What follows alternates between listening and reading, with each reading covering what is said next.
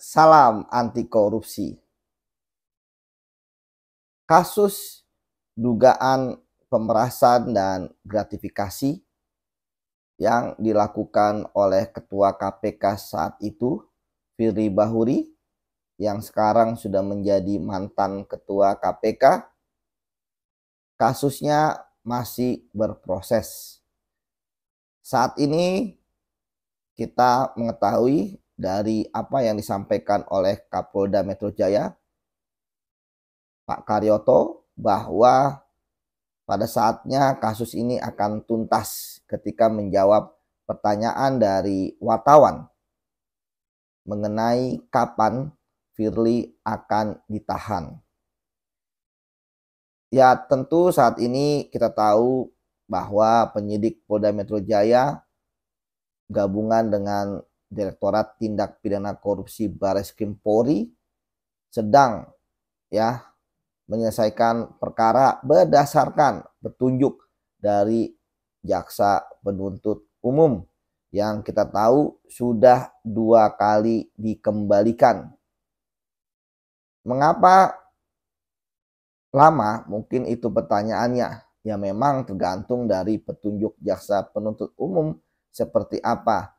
Kalau dari penyerahan pertama penyidik kepada JPU, sebenarnya penyidik sudah meyakini bahwa berkas mereka itu sudah lengkap.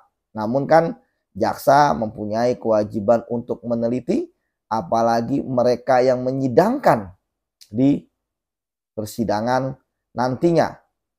Tentu berdasarkan berkas yang mereka baca dari penyidik, kemudian barang buktinya, alat buktinya, kesesuaiannya, ada beberapa petunjuk.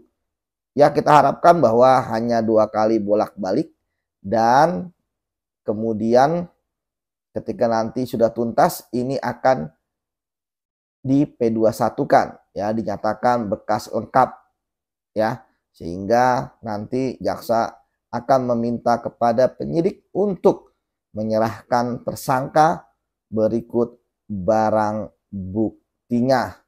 Kembali kepada proses penahanan, kita tahu bahwa proses penahanan ini ada alasan objektif, ada alasan subjektif. Kalau alasan objektif tentu sudah terpenuhi, karena pelaku tindak pidana korupsi tersangkanya diancam dengan hukuman di atas 5 tahun penjara.